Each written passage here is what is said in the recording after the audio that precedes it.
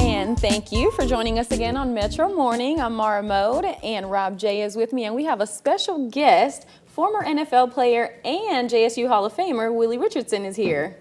Good morning. Good morning. How are you doing? Good to be here. Well, it's so good to have you here this morning. It is. We're just going to talk a little football and all the things that you've been involved in, if that's all right with you. That'd be fine. I think I'll enjoy that, and I'm glad you're on the set. It's nice to see you today. Well, why are nice you glad she's on the set? You never said Well, I that. see you a lot, too much really, to tell you the truth, so it's good to have some difference, you know what I mean? Well, when you talk about football, I mean, you know football. You've been around football all your life. You played here at Jackson State, went on to the NFL.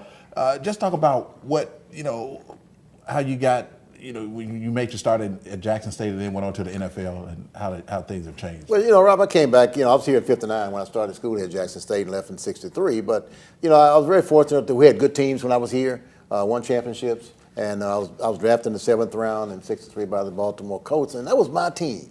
Like Kansas City, Baltimore was my team. And I was glad to get drafted by them. So I signed with the Colts and went up and played with them for 9 seasons and played with the Miami Dolphins for 1 year. But it was a good transition for me to leave Jackson State and go to the NFL.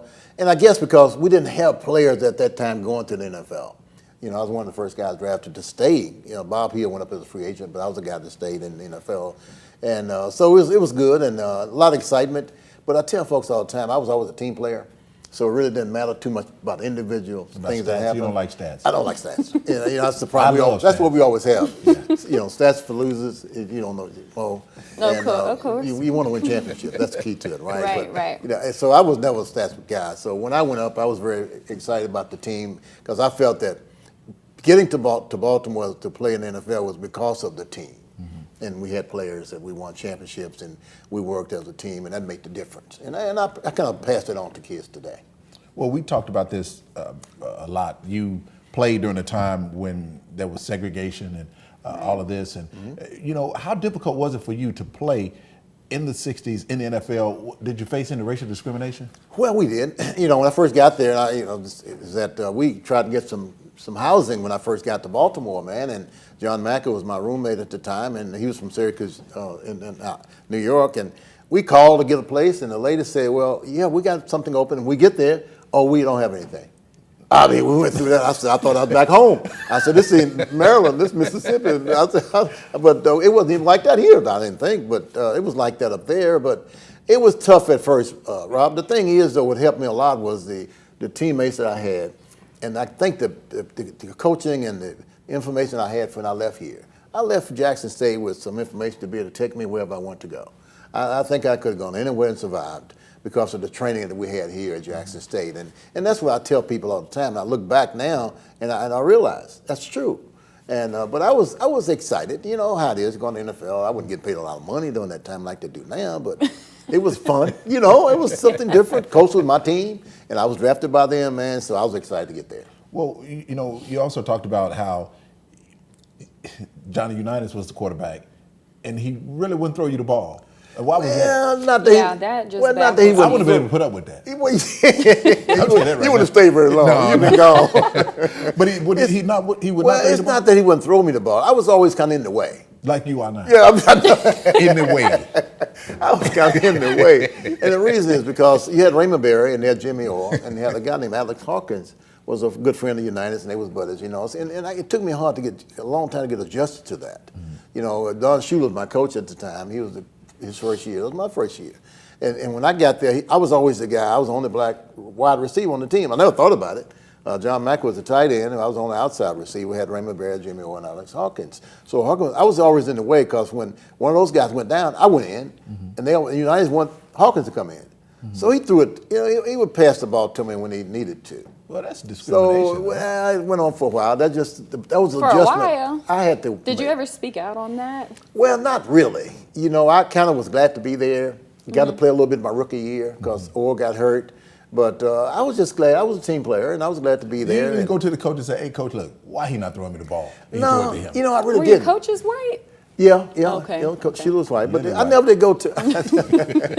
But I never did go to coaching. The only thing I talked to Sheila about was being able to play. Mm-hmm. See, when I first got to my first 2 years, I played a lot my rookie year, but my second year I didn't play it that much at all. And I went to him and said, look, coach, I come to the game, and I don't go on the field at all. And after the game, my uniform ain't dirty or nothing. I said, let me play on the special team. Let me do something. So what he did, and it helped me a lot, he let me start to get on the kickoff team and punt return, so I became a special team player. And it helped me because, Rob, when Jimmy Orr got hurt my 4th year, I went into the game, the first game. And then I was able to get into, I made All-Pro, Pro Bowl and all that because I was prepared mentally and physically to play. So it really helped me a lot, man. But it was a transition. I tell anybody, if I didn't play pro ball, I'd have been fine. I had a great college career. We won championships when I was here.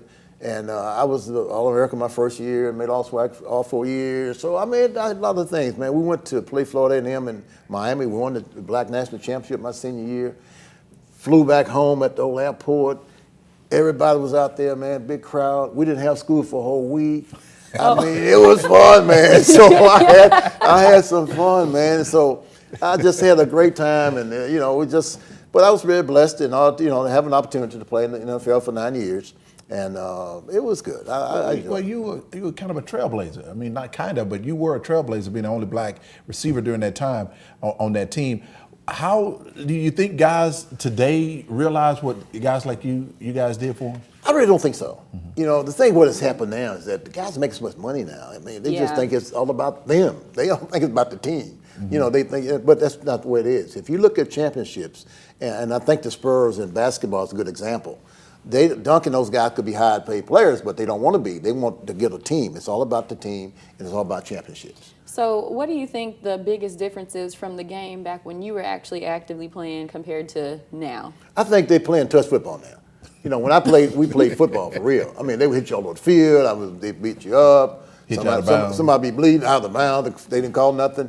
So did you have the leather helmets? No, I was kind of like after that. That was a little before me. I'm sorry. Yeah, I watched. No, it's okay. I got some friends that wore those. They didn't like them because they used to have headaches all the time. But no, I came a little after that. We had got back to the real football at that time. Mo, it wasn't like that. I don't know where you played football. Well, speaking of, what she I guess alluded to is that the concussion issue. A lot of guys back then had concussions. A lot of guys now having concussions. How severe is this? How serious is this injury? And with all of this, is this a big deal? Well, it is a big deal, Rob. And the thing about it, man, they have a suit now against the NFL on concussions, and they should have really because now they do a good job. The doctors on the sideline now, they evaluate you. When I played football, you come on the sideline, you got dinged up, and the trainers, they put up 3 fingers, you count 2. He's not ready, coach. You say 3. Oh, he's ready to go back in. They put you back in. Is that right? And that's all they did, give some sauce to get you back out there. But now, the coach can't put you back in on concussions now. Right. The doctors on the sideline have to evaluate you. They have technical stuff they do now to make sure that you can pass it, that you're ready to go back. And I think it's great. Because the concussion during the time when I played, a lot of guys, they have effects afterwards. You accuse me a lot of times of missing stuff. That's right. That's exactly right. well, real quickly, we broadcast Jackson State games together. You've been doing it for a while. You've been doing the games with a lot of people, Bob Carpenter, Spencer McClinty. Just how you got into broadcasting and how you like it? Well, I kind of got into it back when I was in Jackson State. I had a radio show. I used to be a DJ before you. And I had a show, I was spinning records and stuff when I was here. We had Joey Martin and Papa Rock, those guys was at the station at the time.